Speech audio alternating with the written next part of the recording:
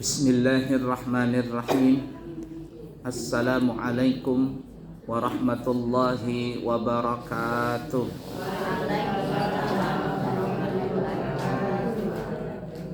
Alhamdulillahi rabbil alamin.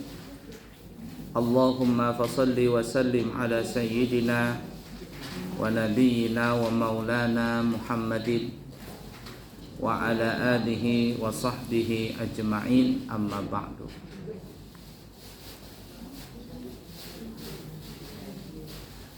Ibu-ibu, para jamaah pengajian sekalian yang disayangi Allah dan dicintai Allah, kalau kita berangkat haji dan berangkat umrah, salah satu ibadah yang kita lakukan di sana adalah biasanya setelah sholat fardu itu ada sholat jenazah. Ya. Nah, makanya kalau kami mimpin jamaah manasik haji, manasik umrah, salah satu yang diajarkan adalah bagaimana tata cara sholat jenazah. Nah, insya Allah nanti kami berangkat lagi perkiraan tanggal 25 November berangkat umrah lagi. Mungkin Desember berangkat lagi, Januari berangkat lagi, Februari berangkat lagi. Tiap bulan jadinya. Ya ala kulli hal ya. Nah, dan orang salat jenazah itu, ibu-ibu, pahalanya banyak. Kalau kita salatkan jenazah itu pahalanya sama mendapatkan pahala seberat qirat. Ya, qirat itu seberat gunung Uhud, sebesar gunung Uhud. Gunung Uhud itu adalah gunung yang paling terbesar di kota Madinah. Dikatakan Uhud karena dia tunggal. Uhud itu artinya tunggal. Panjangnya itu kurang lebih 7 km panjangnya itu. Nah, gunung Uhud itu. Jadi orang yang salat jenazah pahalanya seperti itu. Bayangkan kalau seandainya kita berangkat umrah lalu salat jenazahnya di Mekah. Salat di Mekah berapa pahalanya? 100.000 bukan 1.000. Kalau 1.000 di Madinah 100.000. Ya, makanya rugi kalau sampai ke sana nggak sholat berjamaah. 100.000 dikali sebesar gunung Uhud, 2 kali gunung Uhud. Nah, banyak benar pahalanya. Dan siapa yang rajin melaksanakan sholat jenazah, insya Allah nanti ketika dia meninggal dunia banyak juga orang yang mensalatkan dia. Siapa yang rajin mensalatkan jenazah, maka insya Allah ketika dia meninggal banyak juga yang mensalatkan dia. Nah, beruntung kita salat jenazah di Mekah sana 100.000. Kalau di Madinah berapa? 1.000.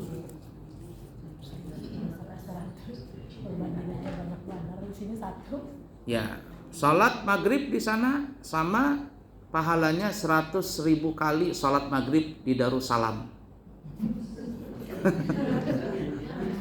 Tapi jangan juga ngakal-ngakalin. Aku sudah berumrah 12 hari, habis itu enggak usah lagi sholat sampai mati katanya.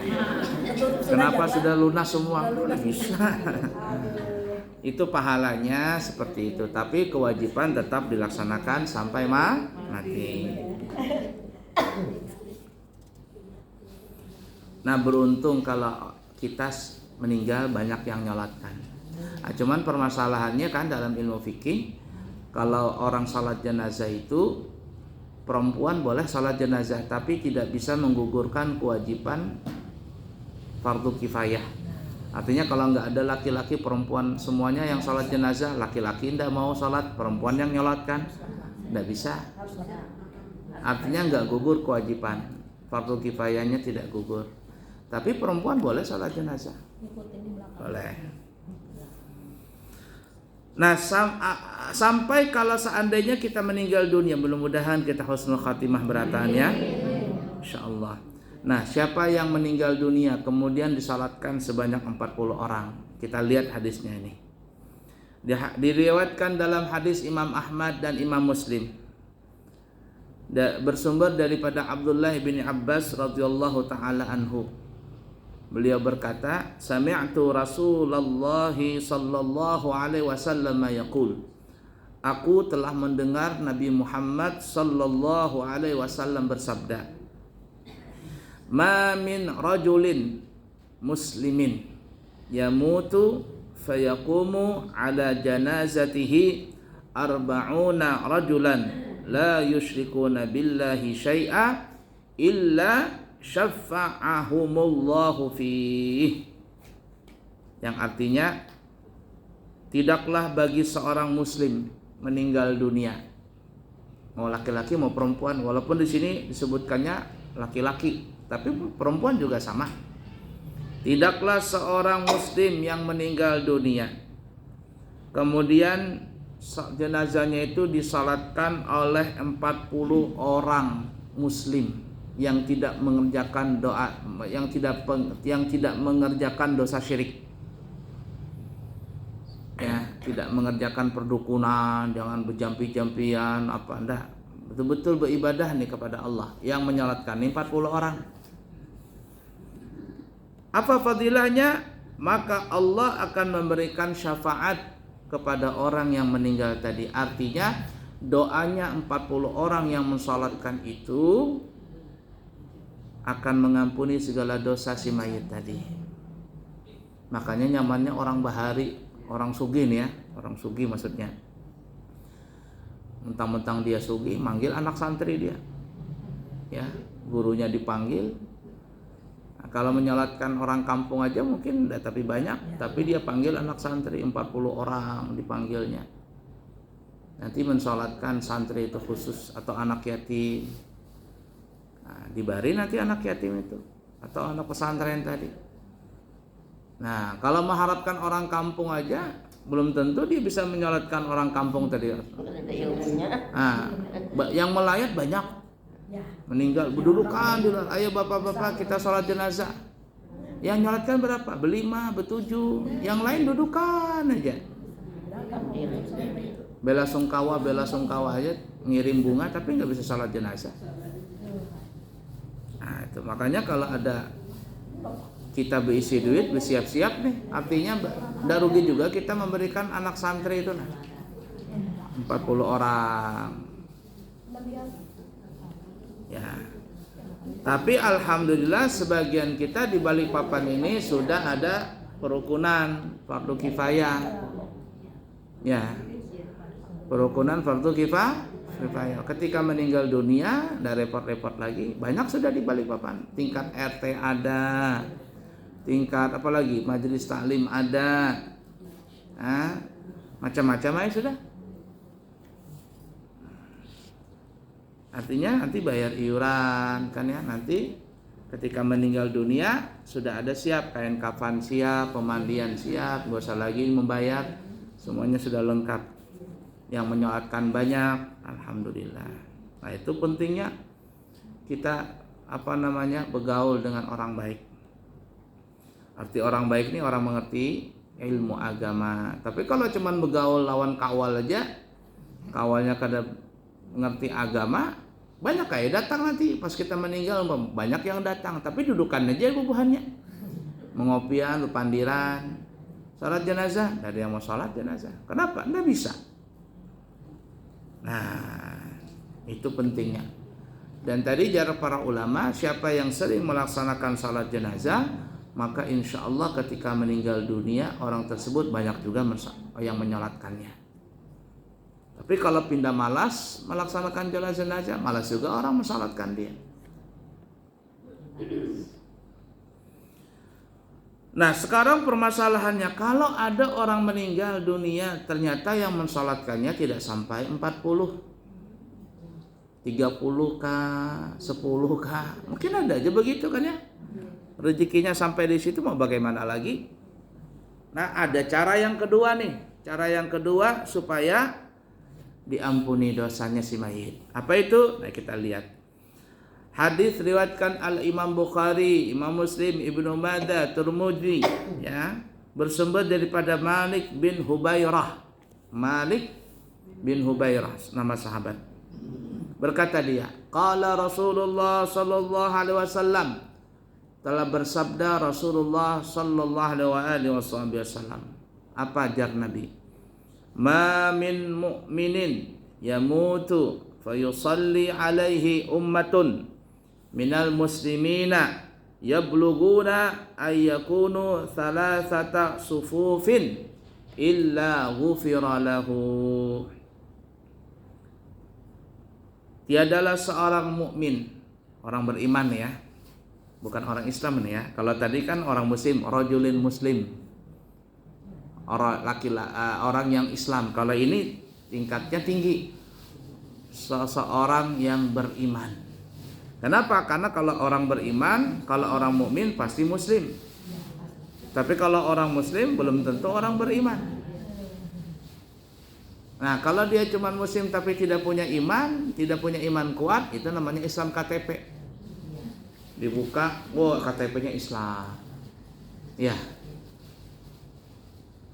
Tapi enggak sholat, tapi enggak mau puasa. Yang dilakukan apa? Berzina, mabok, judi, narkoba. Ini kacau ini. Maka dia bukan peringkat muslim, tapi peringkatnya bukan peringkatnya mukmin, tapi peringkatnya muslim. Nah, kalau yang muslim tadi ada orang seperti itu, nah. Dia meninggal dunia. Alhamdulillah mungkin dia berisi duit banyak.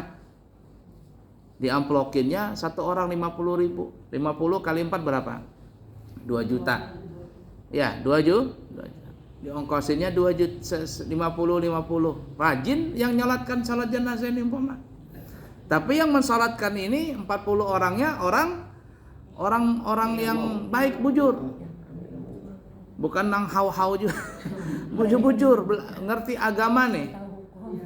Umpama yang diamplokin, umpama, Masya Allah. Walaupun nih orang ini nih waktu di dunia mungkin dia melakukan ya dosa lah dan sebagainya. Ketika yang mensalatkan tadi 40 orang yang betul-betul orang beriman ya, diampuni dosanya. Tapi tadi yang pertama ini yang 40 orang ini yang meninggal orang Islam. Islam KTP nih. Nah, hadis yang kedua adalah yang meninggal orang beriman. Orang beriman ini Masya Allah, dia salat, dia puasa, dia zakat, dia tidak melakukan perzinahan, tidak melakukan mabuk, tidak narkoba, tidak minum yang dilarang. Nah, dia baik saja. Cuman rezekinya umpama dia tinggal di kampung nang sepi. Tinggal di kampung tapi orang beriman. Meninggal dunia lalu disalatkan sama orang, tapi orangnya tidak sampai 40. Nah, hadis ini ada caranya supaya diampuni semayit tadi. Apa itu? Jar Nabi, siapa yang meninggal dunia dari kalangan orang beriman. Kalau yang pertama tadi apa ya? Orang Islam. Kalau ini beriman nih, orang beriman. Lalu disalatkan orang yang beriman ini yang tadi meninggal dunia, disalatkan oleh sekelompok orang Islam. Yang menyalatkannya orang Islam nih. Ya. Bukan orang yang, pokoknya orang Islam aja, Islam KTP, pokoknya asal-asalan aja lah. Artinya ya pokoknya sholat lah. Pokoknya orang Islam pokoknya yang nyalatkan, tapi nggak sampai 40. Namun yang mensalatkan ini dijadikannya menjadi 3 shaf. Menjadi tiga shaf. Maka orang yang meninggal dunia tadi dosanya diampuni. Pahamlah kira-kira maksudnya nih. Nah, jadi kalau yang meninggal orang beriman, arti orang beriman itu Masya Allah, dia sholat, dia puasa, nggak pernah maksiat. Cuman karena tinggal di kampung, orangnya sedikit, meninggal dunia. Orangnya orang baik. Ya, orang baik. Tapi dia kepingin supaya dosanya diampuni lagi. Nah, ternyata yang mensolatkan ini nggak sampai 40. Dan cuman orang Islam biasa nih, artinya ya mungkin ada aja dia melakukan maksiat yang orang Islamnya. Cuman yang nyolatkannya nggak sampai 40. Dibikinlah 3 shaf. Pernah dengar nggak 3 shaf? Jadinya bikin 3 shaf. Maka iya 3 baris, 3 baris. Maka kalau dijadikan shaf itu menjadi 3 baris, walaupun nggak sampai 40 orang nih. Syaratnya apa tadi ya? Yang meninggal orang beriman. Orang iman ini, tinggi imannya. Walaupun yang nyolatkan orang nang biasa saja, orang Islam nang ya biasa-biasa aja lah. Apa yang terjadi? Tapi 3 shaf, maka dosanya si mayit ini diampuni. Jikalau bahari umpama ada dosa diampuni berataan. Nah, cara bikin 3 shaf itu gimana? Ini umpama imam. Nah, ini imam. Kemudian ini ada makmum 2 orang umpama cuman berapa ya? 12 orang. Nah, ini 12 orang, 4 orang di sini. Ini imam lah 4. Nah, kemudian bikin lagi 4, tuh 2 3 4, shaf kedua. Bikin lagi 4 tuh 2. 12 sudah. Tambah saya imam 13. Masuk? Bisa. Nah, jadi begini nih, ingatin nanti. Siapa tahu nanti meninggal dunia pesan lawan anak-anak, nanti kalau mama meninggal nih ya, carikan ustadz yang ngerti tentang cara begini. Nah, kalau seandainya yang mensalatkan itu cuma berempat, imam 1, makmum bertiga, gimana caranya ini? Paksa begini caranya. Nah, ini imam, ini makmum, ini makmum lagi. Nah, bebereng begini nah. Nah, caranya gini nih. Nih, ini imam, ini makmum. Ini imam, ini makmum lagi yang begini, tambah lagi 1. Nah, mereng ke kanan. Mereng begini. Caranya. Seakan-akan penuh dia 3 Iya, yang penting 3 shaf. Nabi kan mengatakan di sini 3 shaf. Nabi tidak mengatakan 40 orang. Kenapa tidak perlu 40 orang? Karena yang meninggal siapa tadi ya? Orang beriman. Jadi yang Islam yang nyolatkan nih walaupun cuma orang Islam biasa, enggak apa-apa. Cuma menghubung kewajiban dia fardu kifayah. Orang beriman tadi sudah aman dia. Tapi yang sebaliknya yang pertama tadi, yang meninggal bukan orang beriman, orang Islam biasa. Ya, lalu yang menyolatkannya orang beriman. Tapi syaratnya berapa ya? 40 orang. Mau 1 shaf ke 2 shaf, yang penting 40 nih. Apalagi 40 orang tadi dibikin 3 shaf, aman sudah. Yang tadi nang orang Islam tadi yang mungkin dia pemabuk lah apa, insya Allah ampuni dosanya. Dengan apa? Dengan sebab doanya yang 40 orang ini. Cuman yang menyolatkan 40 orang ini apa ya? Orang beriman. Nah, jangan berpikir aku banyak duit. Nanti dulu ahli waris belum tentu mengeluarkan 2 juta itu. Daripada sebaiknya kita dari awal nih, nah sebelum meninggal berbaik-baik dulu. Baik. Udah tahu ya kita meninggal, mungkin kita berbaik-baik. Kita di kampung nih, kampung apa ini? Kita kada umpat juga fardu kifayah, kada umpat juga apa-apa. Pas Masya Allah ya. Mudah-mudahan husnul khatimah berataan. Pas kita meninggal dunia, pas umrah nih. Pas umrah atau pas haji. Disolatkan berapa ratus ribu orang menyolatkan di Mekah sana. Apalagi musim haji, kada bayar. Asalkan masuknya pakai paspor asli. Kalau nang haji betajun alias nggak punya paspor, nggak punya apa-apa, ilegal nih. Apalagi ditaruh nang di tempat lain aja sholatkannya habis itu kubur aja sudah seadanya. Jadi kada bayar. Sudah perlu bayar. Sudah ada asuransinya, sudah di situ lengkap semuanya. Orang dijamin kan. Nah, daripada kita, lebih baik kita dari awal berbaik-baik. Nah, siapa yang punya dosa, ampun sudah lawan Allah Ta'ala. Yang lawan makhluk Allah Ta'ala, bermaaf, minta maaf sudah. Nang bisi hutang, bayari. Ya, pernah menipu orang, diganti.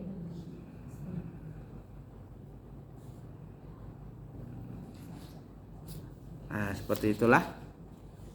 Masya Allah. Merenung semua. Memikirkan diri sudah tua. Bila Israel datang memanggil, jasad terbujur di pembaringan.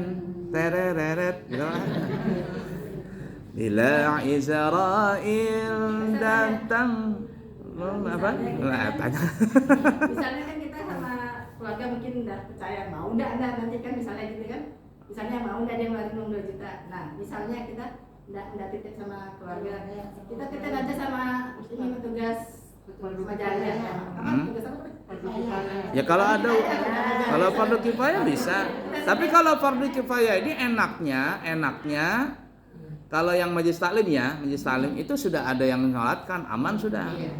Tapi kalau fardu kifayah umpama cuma di warga, di RT, di RW, belum tentu. Makanya maksudnya kita belum boleh nih kita titip sama adik kita ini. Bisa aja. Nanti kalau aku mati kasih uang ini ke orang yang salah. Bisa aja, tapi pertanyaannya Hitungan 40 ke orang. pas meninggalnya, ya lah kuliah boleh. Tapi pas meninggalnya nanti 20 tahun lagi. 50.000 nggak ada harganya sudah. Baru duitnya, nah ketemu terus masih apa ya?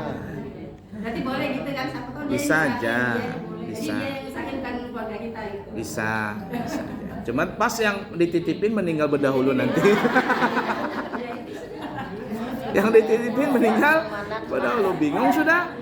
Mana duitnya hilang, udah tahu kemana, wah repot lagi. Ya intinya gini, ini bukan nakut-nakutin, tapi kita memang pasti mending daripada kita repot-repot, kita berdahulu berbaik-baik diri.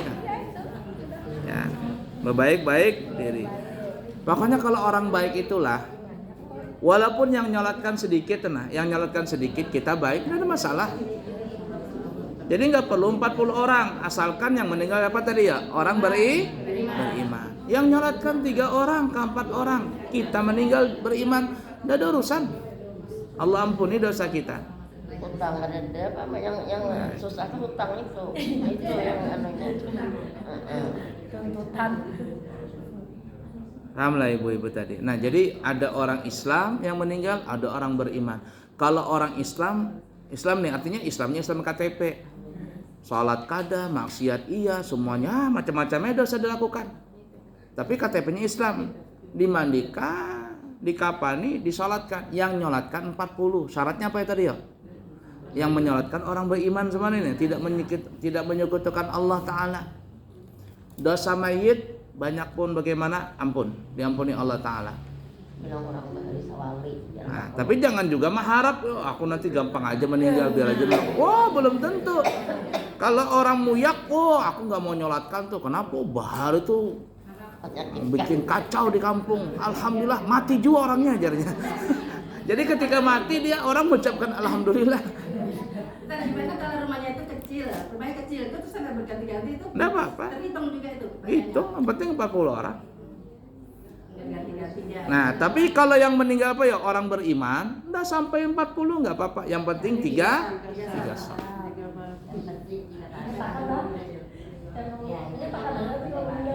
Menurut hadis seperti itu, hadisnya sahih semuanya lagi ya. Nah, itu.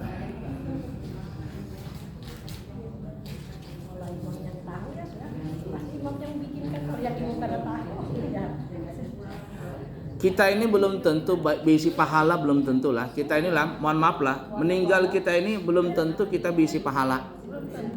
Artinya kita sholat, kita puasa, kita berhaji, kita berumrah, bolak balik umrah nih, kayak mohon maaf kayak ulun nih, belum tentu ada pahalanya. Kalau dosa pasti. Kalau kita berdosa pasti, tapi kalau pahala belum tentu. Kenapa belum tentu? Ya tadi kita bujur sholat, tapi di hati kita ada ria, ada sombong, habis pahalanya. Imbah majelis taklim begini sejam 2 jam dudukan ngobrol berkisah ngomongin orang, habis pahala kita. Hah? Iya, dosanya bertambah. Pahala tadi majelis taklim apa, habis pahala kita. Baca Quran surah Kahfi hari subuh Jumat nih. Wah, imbah itu Asik nelpon naon kawal apa, berkisah dia berubah kemana-mana ke kisah si anu. Habis pahala kita. Apalagi sudah sholat kada, puasa kada. Kacau. Jadi yang jelas nih ya, yang pasti dosa kita pasti. Tapi kalau pahala belum tentu. Belum tentu kita dapat pahala. Ya tadi banyak rintangan ini. Makanya di akhirat nantilah ibu-ibu lah, banyak orang datang membawa pahala haji, pahala umroh, pahala puasa, sholat, sedekah, macam-macam pahala. Hendak masuk surga, kata Allah Ta'ala, kemana Ikam? Hendak ke surga ya Allah. Apa masuk surga Ikam? Sebabnya masuk surga apa? Ulun rajin beribadah. Cek dulu, bujur kada ibadahnya. Oh ternyata Ikam haji karena kepingin dipanggil Pak Haji. Ikam umrah supaya apa? Supaya macam-macam ya sudah, bisnis lah apalah. Ya sekarang orang umrah tuh bisnis bu. Ternyata duit orang dibawanya. Ya banyak gila-gilaan sekarang tuh orang yang penipu-penipu tuh. Apalagi sedekah. Kenapa? Karena kepingin jadi calon, hanya bersedekah. Buka nasi bungkus, coblos sarungnya, coblos kopiahnya, habis pahalanya tadi. Kalau ada ria, ada sombong, apalagi sampai mengganggu orang lain, repot kita. Nabi pernah berkisah jar Nabi, bahasa kitanya ya. Hal alimtum manil muflis, kejar Nabi bahasa kitanya ya. Betakun naon sahabat. Sahabat-sahabatku, tahukah Ikam, tahukah kalian siapakah orang yang bangkrut itu? Bukan rugi. Kalau rugi masih modal kembali. Kalau bangkrut ini modal habis, hutang banyak, itu rugi namanya. Kalau itu apa bangkrut ngarannya. Kalau rugi ya cuman ya rugi, tenaga hilang, modal masih lumayan. Ini modal habis, berhutang pulang, itu bangkrut caranya. Yang orang berhutang di bank katanya, berhutang di mana bank katanya, pas bangkrut juga akhirnya. Rumah disita, nggak ada bisa membayar, hutang apa, rumah disita, tanah disita, mobil disita, marista diri. Tenang orang kampanye mengeluarkan 2 miliar, kalah, gila dia. Disita duitnya, hartanya lawan bank, bangkrut caranya. Nah jadi jar Nabi, tahukah kalian siapakah orang yang bangkrut itu? Oh sahabat memikirnya, ya Rasul, kalau orang bangkrut itu menurut kami orang kada bisi dirham, kada bisi dinar, itu bangkrut. Kata Nabi, ya itu ukuran dunia, tapi maksudku jar Nabi ukuran akhirat. Lalu sahabat mengatakan, kalau yang begitu ya Rasul, ukuran bangkrut tentang pandangan akhirat ya pian aja yang tahu. Allah wa rasuluhu alam. Allah dan Rasulnya aja yang tahu. Nah gimana? Jar Nabi nanti orang yang bangkrut itu, jar Nabi adalah orang yang nanti di akhirat membawa pahala sholat, pahala haji, pahala puasa, sedekah, umrah, macam-macam banyak pahalanya. Lalu dia hendak masuk surga nih, ternyata ditahan malaikat. Kenapa ditahan malaikat? Jar Nabi, karena dia pernah menyakiti orang ketika hidup di dunia. Ada yang disakitinya, ada yang ditipunya, ada hutang kada dibayar-bayar, ada yang suka menggosip, suka memfitnah. Orang-orang ini datang kepada Allah Ta'ala, ya Allah, dulu aku di dunia difitnah dia, diganggu dia, macam-macam dah. Di akhirat bisa nggak berganti lawan duit? Ya bisa.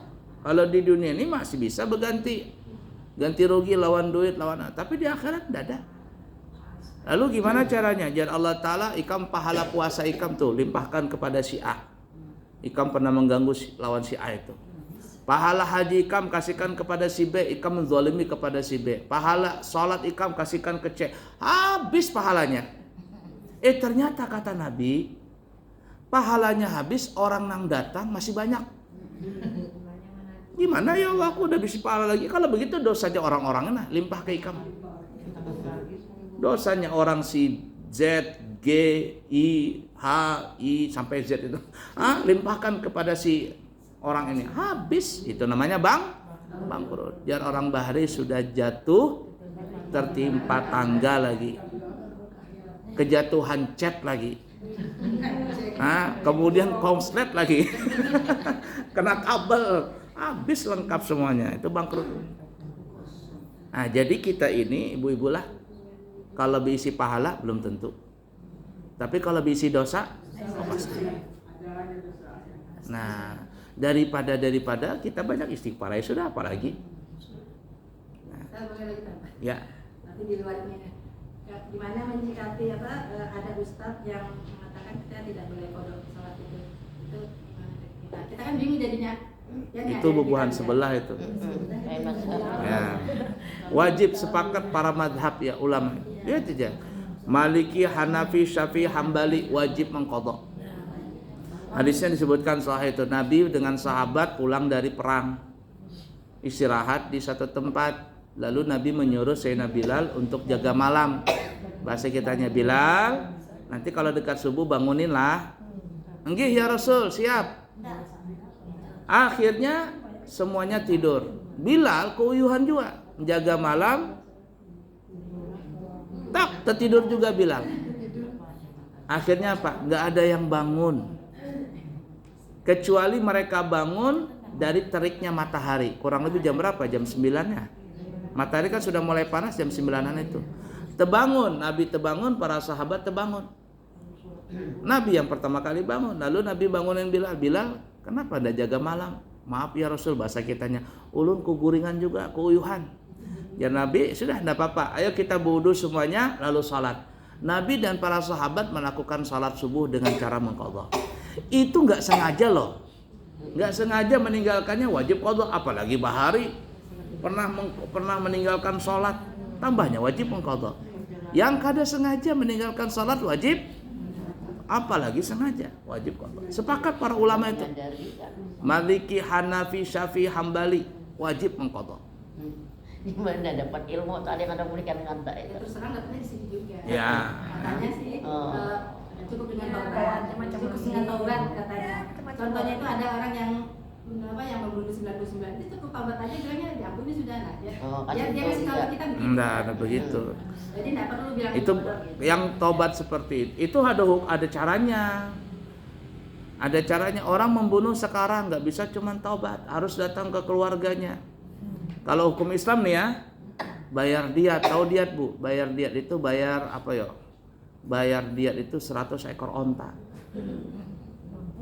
Nah itu hukum Islam begitu. Nah, masalah dia taubat itu urusan di akhirat, tapi di dunia seperti itu hukumnya. Ada orang umpama mencuri kayak orang korupsi gitu nah.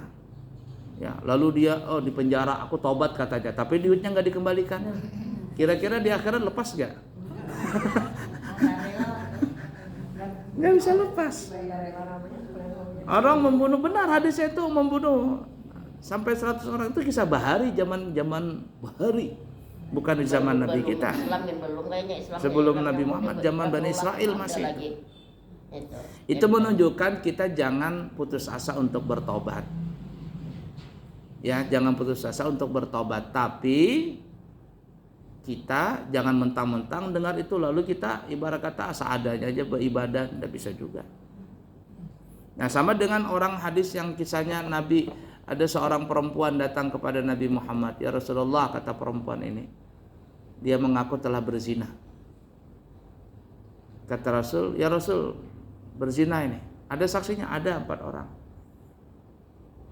Kata Rasul, kamu lagi hamil? Iya Rasul, lagi hamil. Kalau begitu nanti aja dirajam. Dia kan bukan dicambuk, dirajam. Ya sudah, kata Nabi, nanti aja tunggu melahirkan. Setelah melahirkan datang lagi, ya Rasul, saya sudah melahirkan, tolong dirajam nih. Kata Rasul, anakku masih kecil sana, masih nyusuin, nanti aja dirajam. Dirajam nanti aja. 2 tahun lagi, setelah 2 tahun lepas menyusu, datang dia, ya Rasul, sudah selesai menyusui. Ikam siapkah hendak dirajam? Siap ya Rasul. Sudah, akhirnya dirajam. Dirajam itu ibu-ibu separuh badan dimasukkan ke dalam tanah. Nah, tangan masuk ke tanah, kaki mesin. Hanya dilempar, cuma segini aja, lempari kepala sampai mati. Itu orang berzina, kalau orang yang berselingkuh tuh begitu tuh. Nah setelah itu para sahabat ibarat kata memaki, ini dasar penzina ini itu, disumpahinya lawan sahabat. Kata Nabi, jangan begitu. Jangan begitu. Kalau seandainya jar Nabi, semua keimanan penduduk Madinah ini, imannya ditimbang semuanya dengan timbangan imannya si perempuan ini, maka lebih tinggi dia. Kenapa? Karena dia mengakui dosanya. Orang yang sudah bertobat, berani datang mengaku, itu besar banget pahalanya. Jadi kalau orang sudah bertobat, ibu-ibu, itu nggak ada dosa sama sekali. Ya, ini kan dosanya dengan Allah Ta'ala. Tapi kalau dosa mencuri, tobat aja, aku tobat aja sudah, nah. Bayar. Ya, sama orang membunuh itu. Kalau ahli warisnya memaafkan, ya, katanya nggak usah dikisos. Ya memaafkan, ya sudah, bayar dia 100 ekor onta.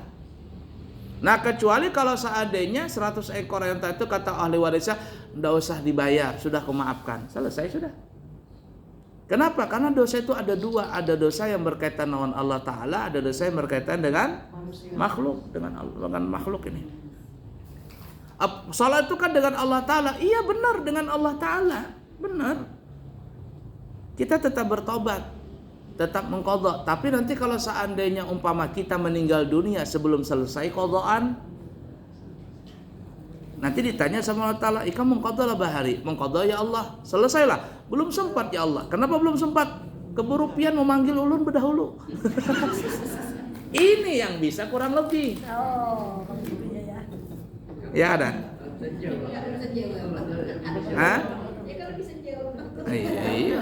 Yang jawab bukan kita, yang jawab iman nanti. Orang iman.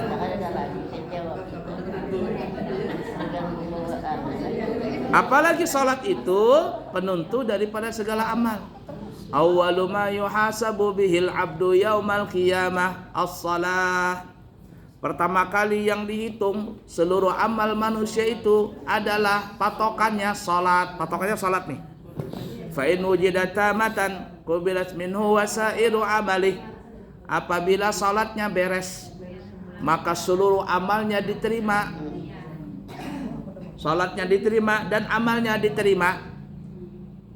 Fa in wujidat naqisatan ruddat alaih wasairu amalih. Tapi kalau salatnya bolong-bolong, apalagi nggak pernah sholat,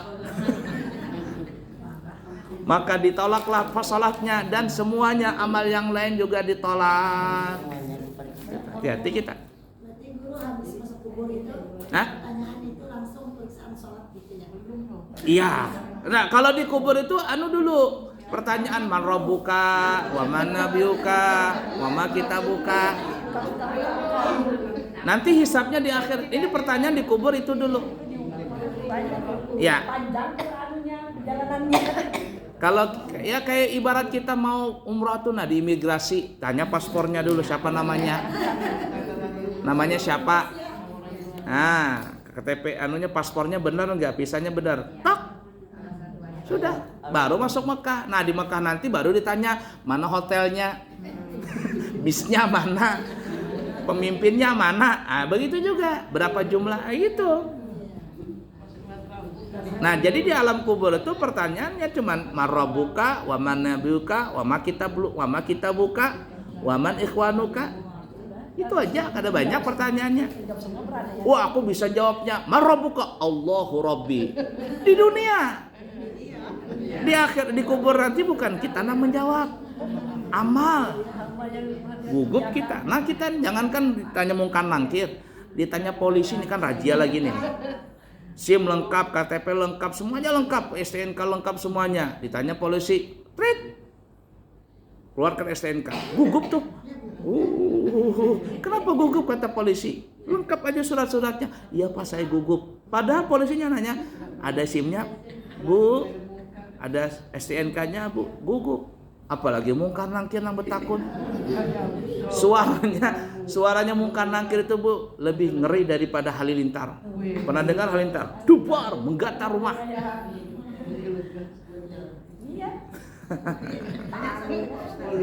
Ya, Kita kan salat perempuan ini kan pakai mukena. ya. Kalau mau sujud itu sujud pertama itu kadang-kadang Terupin. tertinggi Terupin. Dan banyak terupin. Nah, kalau yang kedua baru Nggak apa-apa, yang penting dahinya terbuka. Yang wajib terbuka ini. Kalau seandainya hidung tertutup, nggak apa-apa. Ini yang boleh wajib terbuka, ya. Nggak boleh kena lantai. Nggak boleh kena lantai, nggak boleh telapis. tangan kayak wajib Ustaz. Nggak apa-apa. Ada apa-apa. Nggak apa-apa. Ya itu dah begini susah. Panjangan bukan bisa juga. Ya. Makanya Kalau telapis masih sah. apa yang jalannya enak. Ya. Aman itu. Alhamdulillah. Cukup dulu ya. Habis ini saya langsung pulang ke pesantren karena nanti malam ngisi pengajian di Kilo 50. Jauh banget. Setiap bulan itu ya. Iya, setiap bulan. Cukup sekian dulu. Siapa yang mau umrah? Promo 28 juta. Terakhir tanggal 20 minggu besok. Ya, DP kasih juta 2 juta dulu enggak apa-apa, yang penting ikat harga. Lewat tanggal 20 naik lagi harganya nanti. Ya. Cukup sekian 28 juta. Kemarin 27 kan? Naik sudah. Subhanakallahumma wa bihamdika asyhadu an la ilaha illa anta astaghfiruka wa atubu ilaihi wa akhiru kalam. Wassalamualaikum warahmatullahi wabarakatuh.